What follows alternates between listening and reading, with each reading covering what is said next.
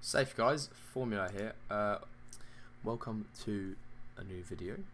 Today I'm going to be teaching you guys how to make a low down deep style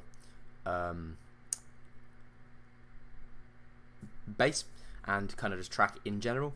The samples used are all my own, which you can buy. They are in a pack. It's called Hazardous. At the minute the pack is smaller than I wanted it to be because I wasn't happy with some of the samples. And then I kind of thought to myself, what I'm trying to push with the people that have been subscribing to my YouTube and have been, sending me music for feedback and everything else is that, trying new techniques and stuff and experimenting with sounds gets you quite far in terms of production within a short amount of time. So all of these samples and stuff, they are in a pack. It's called Hazardous, as I said before. The preset in this video is not in the pack. However, there is a preset I just threw in there just to compensate, which you can, again, by doing some of the techniques I'll show in this video. You can really mess with that patch and turn it into something fantastic. But yeah, so this is the track that I'll be basically showing you how to make the main bass sound from this. Yeah, let's run it.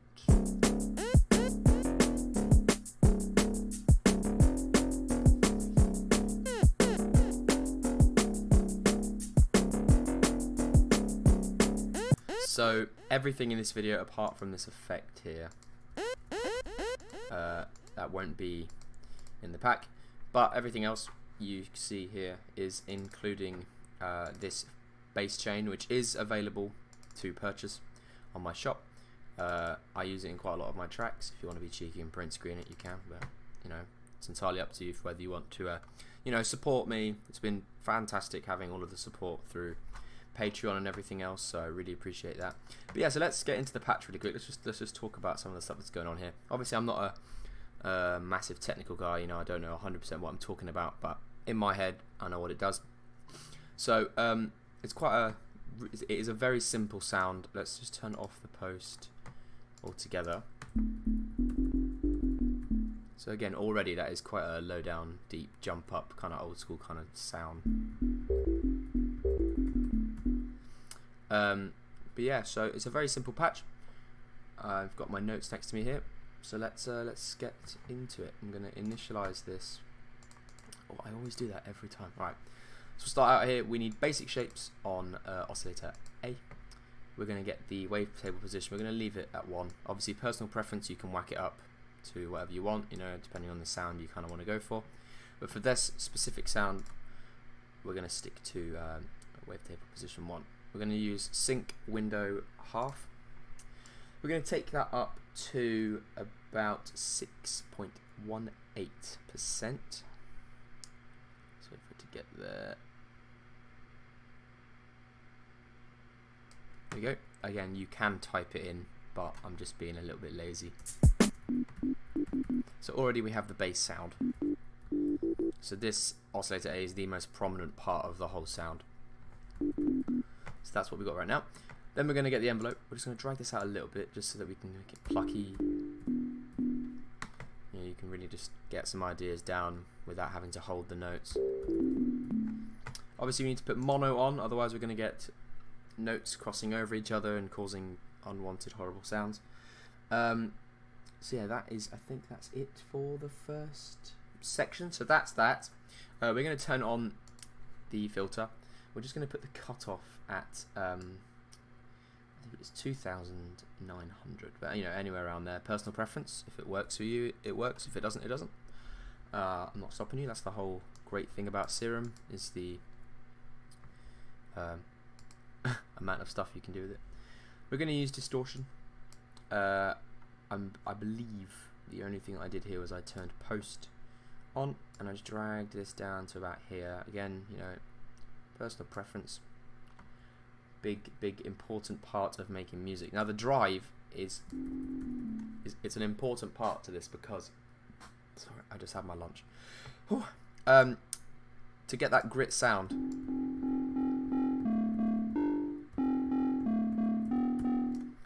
you kind of need to use the distortion. I wouldn't really push it past like 96% because it gets quite noisy and a bit muddy.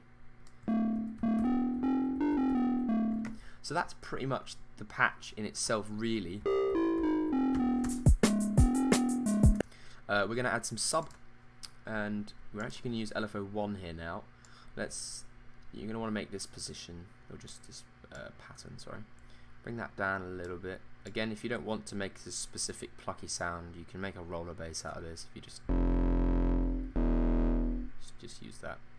But anyway, another massive important thing about using distortion and everything else is sub. Without it, this is with the distortion on, and then if I turn this sub up, it just adds more of a, I don't know, I guess it just makes it a bit thicker, which is obviously that's what your sub does anyway. So yeah, the next step is to just map this LFO onto the level of both of these and kind of put them where you want. Make sure that the envelope is selected and it's not on retrigger. Obviously, if you want it to do that, you can do. We're going to put it on half, and then we're just going to drag this down a little bit so that we've got a ramp. So it's really plucky, which makes it quite a nice.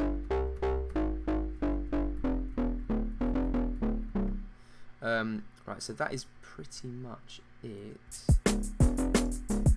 That actually sounds completely different to the other sound. But anyway, the last thing we do now is, if you want to do this and you want this exact sound, you want this bass chain to play around with, I would recommend using it. I use it in pretty much all of my tracks, on my main basses and everything else, in my foghorns and all that shit. Yeah, so that's turned on now. Just gives it a lot more, I don't know, manageable grit. You know, it's not too much and it's not too little that it just kind of, there's no point having it on. If you don't want to use this, you can use Camel Crusher to do basically the same thing, or different elements of the same thing.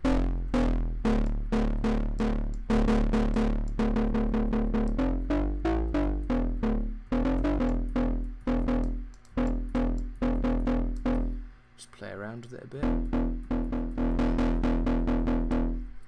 One of the things I know about Camel Crusher, or not know, but one of the things that I've noticed is that you can get a bit too much mud.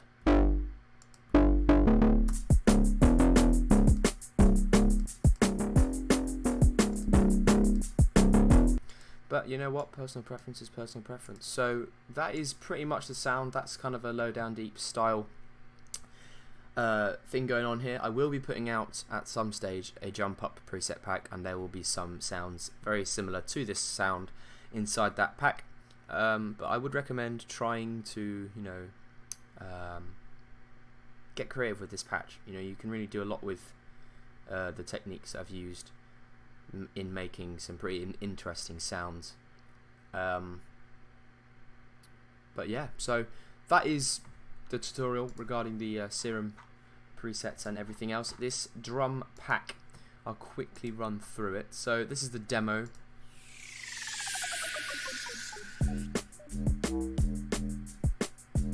Very basic demo track, because I feel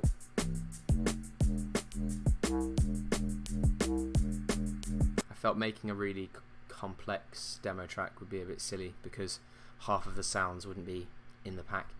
So instead I just stuck to making them very minimal. It's kind of more focused on the drums really, but I pretty much made these drums based around DJ Hazard's, you know, like rolling style, like bricks don't roll, that kind of drum vibe. So yeah, so there are loops that you can use if you're lazy. And then there are some individuals that you can obviously then use to your heart's desire. So yeah, I hope you've enjoyed this video. Thank you very much for all the support through Patreon and through my shop and everything else. It's been fantastic. You've really helped me build myself as a producer. So I thank you very much for that. And I hope this has been a helpful tutorial for those who may be struggling with sound design at the minute. Obviously, I'm not a professional, but I do know some tricks that the professionals use. Might not be doing them 100% perfect, but you know, the baseline setup is there for you to have at it and make some fantastic music. thank you very, very much. It's my second time recording this video because the other one was just a disaster. But yes, so thank you all very, very much. I will see you in the next video, I guess. Yep, peace. Alright, cool. I never know how to end these videos.